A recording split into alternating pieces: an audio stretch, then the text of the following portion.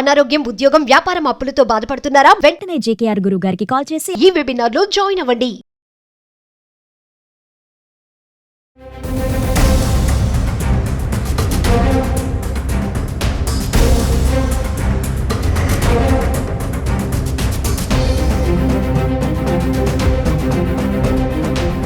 Hi hello నమస్తే, welcome back to Suman TV. ప్రస్తుతం మనతో పాటు ఉన్నారు పబ్లిక్ స్పీకర్ రజనీ రమ్మ గారు. నమస్తే మ్యామ్. నమస్తే నవీన.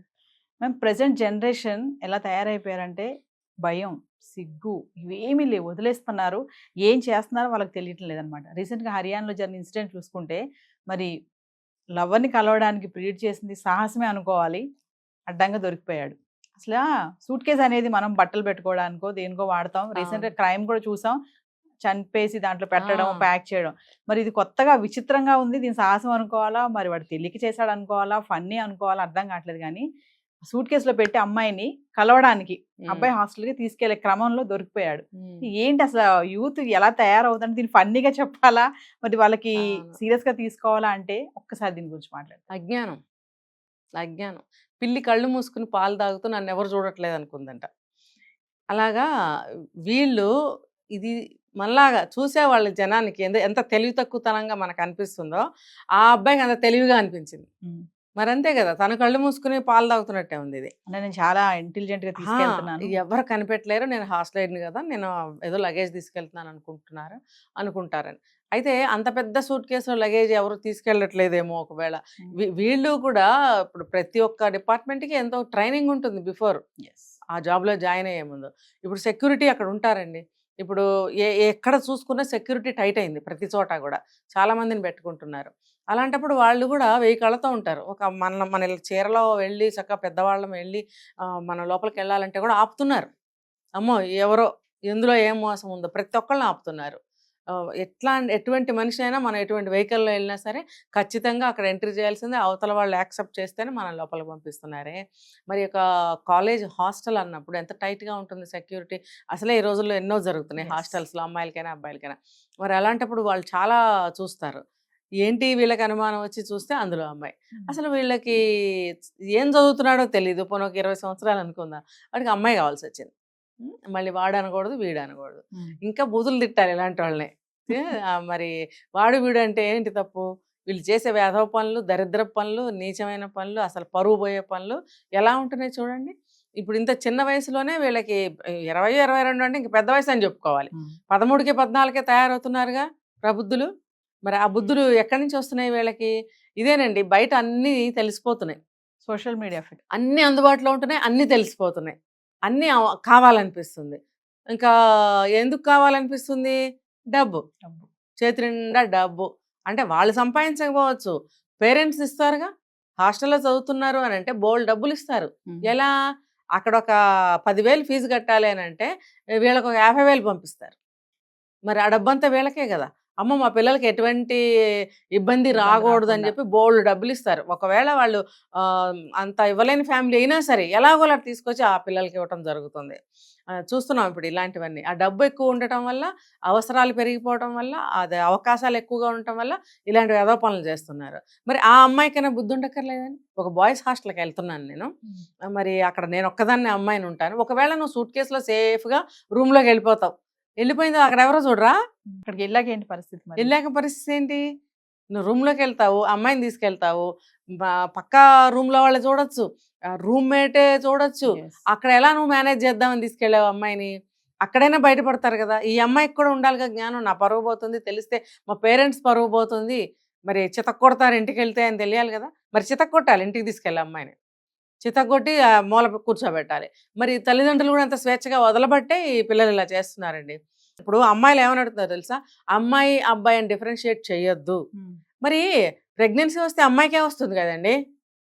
ఇప్పుడు ఎవరన్నా రేప్ చేశారు, బలవంతం చేశారు, అత్యాచారం చేశారు, పేరు ఏదేమైనా కూడా రిజల్ట్ అదే కదా. అలాంటి అది ఎవరికి జరుగుతుంది? మరి ఫలానా అమ్మాయిని అని అంటున్నారా, ఫలానా అబ్బాయిని అని అంటున్నారా? ఒక నలుగురు కలిసి, ఒక ఇద్దరు కలిసి, లేకపోతే ఒక అబ్బాయి ఇచ్చి ఆ అమ్మాయిని అనే అంటున్నారు. కానీ ఒక అమ్మాయి అబ్బాయిని అని ఎక్కడన్నా ఉందా? లేదు కదా. అలాంటప్పుడు అమ్మాయిని అమ్మాయిగా చూడొద్దని ఎందుకు అంటున్నారు? ఆ తల్లిదండ్రులు కూడా అలా ఎందుకు పెంచుతున్నారు?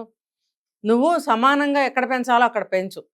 ఈ ఫిజికల్గా వచ్చేటప్పటికి నువ్వు అమ్మాయివే అని చెప్పి 100% వాళ్ళకి అన్ని నేర్పించాల్సిన అవసరం ఉంది. నువ్వు అమ్మాయివే, ఎంత చదివినా ఏం చేసినా ఏం ఊరేగినా నువ్వు అమ్మాయివే అయినప్పుడు ఏదన్నా జరిగితే నష్టం నీకే జరుగుతుంది. నువ్వు నష్టం అని అనుకోలేదు అని అనుకో, నీ ఇష్టం వచ్చినట్టు బరి తెగించి చెడిపో. ఎవరికి కావాలి? ఎవరికి అవసరం లేదు. కావాలంటే మీ అమ్మా నాన్న ఏడుస్తారు. పక్కింటోళ్ళు గాని, నీ చుట్టాలు గాని ఎవరైనా ఏడుస్తారు. ఎవరు ఏడవరు. ఇంక సంకలు కొట్టుకొని ఆనందంగా సంతోషపడతారు. అబ్బా! ఫలానా వాళ్ళకి ఇంత నష్టం జరిగిందంటే ఆనందం గదా! Yes. సొసైటీలో. వాళ్ళు ఆనందిస్తారు గానీ ఎవరు బాధపడరు. Yes. ఒక్క మీ అమ్మా నాన్న ఏడుస్తారు అంతే. ఇంకా తర్వాత ఆ అమ్మాయే ఏడుస్తుంది జీవితం పోయి. మరి అలాంటప్పుడు నేను ఆడపిల్లనని అప్పుడన్నా అనుకుంటావా? Hmm. లేకపోతే నన్ను ఆడపిల్ల అని అంటావా? ఈ విషయంలో నేను గట్టిగా మాట్లాడదలుచుకున్నాను. నేను అమ్మాయినే, నేను అలా పెరిగిందాన్ని, మనందరం ఆడవాళ్ళం. ఎంత జాగ్రత్తలు తీసుకోకపోతే ఇవాళ ఇక్కడ కూర్చొని ఒక మాట చెప్పగలుగుతున్నామండి? అంటే వయసు ప్రభావం మేడం ఎంత తప్పు చేయడానికైనా దారి తీస్తుంది అది ఒక రీజన్, అది కాదనట్లేదు.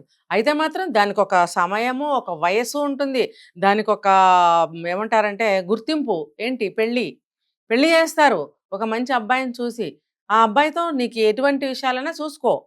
అంతేగాని నీకు నాకు అన్నీ తెలుసు, నాకు ఇది అవసరం పడిందని చెప్పి ఎవరితో పడితే వాళ్ళతో వెళ్ళిపోతావా నువ్వు? అలా వెళ్ళిపోతే విలువేంటి? ఇంకా నువ్వు తల్లిదండ్రుల దగ్గర ఎందుకు ఉండాలి? వాళ్ళు నిన్ను ఎందుకు సెక్యూర్ చేయాలి? వాళ్ళు నీకెందుకు ఫీజులు కట్టి మంచి చదువులు చదివించాలి? నిన్ను ఇంట్లో 25 ఏళ్ళు, 30 ఏళ్ళు, 20 ఏళ్ళు ఎందుకు పెట్టుకోవాలి? నీకు ఎప్పుడైతే ఆ ఫీలింగ్స్ వస్తున్నాయో, నీకు అన్నీ అవసరం అనిపిస్తుందో అప్పుడే నువ్వు ఇంట్లోంచి వెళ్ళిపో. తల్లిదండ్రులకు కూడా నేను చెప్పేది పంపించేయండి. ఇప్పుడు ఈ వర్షిణి ఎంత చెప్పినా వినకుండా వెళ్ళిపోయింది కదా విజయవాడ అమ్మాయి. వాళ్ళు ఎంత మొత్తుకుంటున్నారు? వాళ్ళు ఎంత అరిచి గీబెట్టి మొత్తుకున్నా ఆ పిల్ల చేయవలసిందే చేసింది, వెళ్ళాల్సింది వెళ్ళిపోయింది. మళ్ళీ ఆ పిల్లకి ఎక్కడో పెద్ద దెబ్బ తగిలి బుద్ధొచ్చి జ్ఞాననేత్రం తెరుచుకుంటే మళ్ళీ ఏమన్నా పుట్టింటికి వస్తుందేమో. వస్తే మాత్రం ఒక వస్తువు బాగా పాడైపోయింది అనుకోండి, దాన్ని ఏ రకంగా బాగు చేయాలి? ఆ అమ్మాయికి పెళ్ళి అవుతుందా రేపొద్దున? వీళ్ళు పెళ్లి చేయాలని అనుకుంటారు. ఎవరు చేసుకోవడానికి ముందుకు వస్తారు? ఈ విషయం ఆ అమ్మాయికి తెలుసా? బుద్ధి ఉందా? అలాగే ఇప్పుడు ఈ సూట్ కేసులో వెళ్ళిన అమ్మాయి కూడా ఇప్పుడు దాదాపు ఒకటే ఇది. ఒక అమ్మాయి అలా వచ్చేసింది. ఇప్పుడు మొత్తం అందరికి తెలిసిపోయింది, వైరల్ అయిపోయింది. ఆ సూట్ కేసులో మనిషిని కూడా మనం చూసాము. ఇప్పుడు తల్లిదండ్రులు అసలు మొహం ఎక్కడ చాటు పెట్టుకోవాలి చెప్పండి? వాళ్ళ పరువు తీయటానికే పుడుతున్నారా వీళ్ళు? అంటే భయం అనేది ఉండట్లేదు అంటారా మేడం? భయం అంటే ఏంటో తెలీదు. దానికి రీజన్ కూడా తల్లిదండ్రులే. నువ్వు చిన్నప్పటి నుంచి భయభక్తులతో ఎందుకు పెంచట్లేదు? భయభక్తులు కొట్టి తిట్టి వాతలు పెట్టి పెంచమని నేను చెప్పట్లేదు. భయం ఎందుకు పెట్టట్లేదు పిల్లలకి? ఇప్పుడు దీనివల్ల ఇది చెడు జరుగుతుంది, దీనివల్ల ఇది మంచి జరుగుతుంది అనే విచక్షణ ఎందుకు నేర్పట్లేదు? భయాన్ని ఎందుకు కలిగించట్లేదు వాళ్ళల్లో? అది తల్లిదండ్రులదే తప్పు.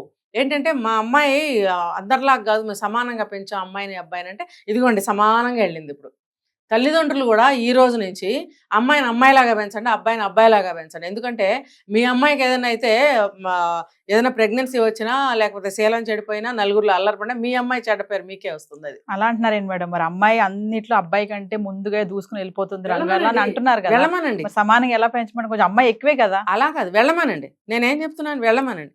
కానీ అమ్మాయి అంటే ఏంటి? ఫిజికల్గా అమ్మాయి వేరు, ఫిజికల్గా అబ్బాయి వేరు.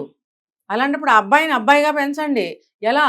నువ్వు జాగ్రత్తగా ఉండాలి కొడుకా, నీ పెళ్ళయ్యే వరకు భార్యతో తప్ప నువ్వు ఎవరితో సెక్సువల్గా మీట్ అవ్వకూడదు, దానివల్ల నష్టాలు లాభాలు అన్నీ అబ్బాయికి చెప్పి తీరాల్సిందే, అలాగే అమ్మాయికి కూడా చెప్పి తీరాల్సిందే. అలా అమ్మాయిని అమ్మాయిలాగా పెంచండి, అబ్బాయిని అబ్బాయిలాగా పెంచండి. మిగతా అన్ని విషయాల్లో సమానంగా పెంచండి. ఉద్యోగాలు ఏంటి, పరుగు పందాలు ఏంటి, చదువులు ఏంటి, డిబేట్లు ఏంటి, అసలు ఏ టు జెడ్ సమానంగా పెంచండి. కానీ వాల్యూస్, ఈ ఈ స్త్రీ అనే వాల్యూ ఏంటి, పురుషుడు అనే వాల్యూ ఏంటి, అసలు పురుషుడు అంటే ఏంటి, స్త్రీ అంటే ఏంటి తెలపండి వాళ్ళకి. తెలుపుతున్నారా ఎక్కడన్నా? లేదు. ఇంకా వీలైతే కూతురుతో సమానంగా అమ్మ వేసుకుంటుంది డ్రెస్సు, కొడుకుతో సమానంగా తండ్రి వేసుకున్నా వాళ్ళిద్దరు ప్యాంట్ షర్ట్లే వేసుకుంటారు. ఈ అమ్మ కూతుళ్ళు ఏం వేసుకుంటున్నారు? అంటే నేను ఆ టైంలో ఇట్లా లేను, నా లైఫ్ ఇలా లేదు, ఇప్పుడు నీ లైఫ్ బాగుండాలి అని చెప్పేసి అట్లా చేస్తారు. అదే కదా. ఇప్పుడు ఆ రోజులు బాగున్నాయండి, పోనీ ఇప్పుడు బాగోలేదు కదా. బాగోనప్పుడు మీరు ఆ అభిప్రాయం నుంచి బయటకు రావాలి కదా. ఏదో బాడీ కంఫర్ట్ కోసం హెల్త్ బాగోకపోతేనో అలాంటప్పుడు అప్పుడు శారీలు వేసుకుని క్యారీ చేయలేకపోతున్నారు చాలామంది. అటువంటి కండిషన్స్లో డ్రెస్సులు ప్రిఫర్ చేయొచ్చు, నైటీలు ప్రిఫర్ చేయొచ్చు, తప్పేమీ లేదు. కానీ భావాలను ఎలా మీరు మార్చేస్తారు?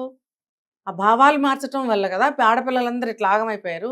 ఇంత నిక్కరండి, నిన్న రాత్రే నేను చూసింది. అసలు 5 అంగుళాలు కూడా లేదు. అది పైనేమో ఇంత వేసుకుంది. అది రాత్రి 9ంటికి మా బండి మీద ఒక అబ్బాయి వెనకాల వెళ్తుంటే మరి ఏమని మనం అనుకోవాలి, ఏమని ఇంకొకరికి చెప్పాలి? మరి ఆ టైంలో ఆ అమ్మాయి అలా వచ్చిందో, వాళ్ళ అన్నయ్యతో వచ్చిందో, వాళ్ళ డాడీతో వచ్చిందో మనకు అనవసరం. ఆ టైంలో తండ్రైనా, తల్లైనా ఆ పిల్లని ఆ డ్రెస్‌లో ఎందుకు తీసుకెళ్ళాలని నేను అడుగుతున్నాను. అంటే ఏదేమైనా తల్లిదండ్రులు తప్పంటారు. కాదండి మరి. ఇప్పుడు ఆడపిల్లలకి నువ్వు అమ్మాయివమ్మా, నువ్వు ఇలా ఉండాలని చిన్నప్పటి నుంచి నేర్పితే కదా మనం ఇలా ఉన్నాం. మరి వాళ్ళకి నేర్పితే వాళ్ళు ఉండరా? నువ్వు అన్నిట్లో సమానంగా ఉండు. బాగా కబడ్డీ ఆడు, రన్నింగ్ రేస్ చెయ్యి, ఫైటింగ్ చెయ్యి, కరాటే చెయ్యి, ఇంకొకటి చెయ్యి, ఇంకోటి చెయ్యి. మగాడిని కొట్టడంలో పడగొట్టు కిందకి. నీ దెబ్బలకి కింద పడిపోవాలి. నువ్వు మగాడిని దాటి ముందుకెళ్ళు. నేను 100% నేను సపోర్ట్ ఇస్తా అమ్మాయిలకి ఈ విషయంలో. కానీ ప్రెగ్నెన్సీ వచ్చేది ఆడపిల్లలకా? మగపిల్లలకా? మీరు చెప్పండి. కానీ ఎంత సమానంగా ఉన్నా ఆడపిల్ల ఆడపిల్లే కదా మరి. లేకపోతే ఇంగ్లీష్‌లో చెప్దాం లేడీస్, జెంట్స్ అని. ఆడపిల్ల అంటే అమ్మో ఇంత పొడుగునొస్తుంది, నన్ను ఆడపిల్ల అంటావా? మా ఇంట్లో నన్ను అలా పెంచలేదని అంటున్న అమ్మాయిలున్నారు. అది ఎవరిది? మీకు అర్థమైంది ఇప్పుడు? నన్ను అలా పెంచలేదంటే తల్లిదండ్రులదే కదా! వాళ్ళు కూడా వాళ్ళ తల్లిదండ్రులను అంటున్నట్టేగా. మా ఇంట్లో మా తల్లిదండ్రులు అలా పెంచలేదు అనంటే ఆ అమ్మాయి కూడా వాళ్ళ తల్లిదండ్రులని ఇండైరెక్ట్‌గా బ్లేమ్ చేసినట్టే కదా! లేదా గొప్పగా ఫీల్ అయ్యి చెప్తుందా? ఎలా అయినా తీసుకోనివ్వండి. రీజన్ వాళ్ళ తల్లిదండ్రులే అని చెప్తున్నారుగా. మరి అలాంటప్పుడు తల్లిదండ్రులు తెలుసుకోవాలి. మా వల్లే మా పిల్లలు బయట పాడైపోయే ఛాన్సెస్ ఉన్నాయి, అవకాశాలున్నాయి. మనం జాగ్రత్తగా పెట్టుకోవాలి అనేది ముందు తల్లిదండ్రులు తెలుసుకోవాలి.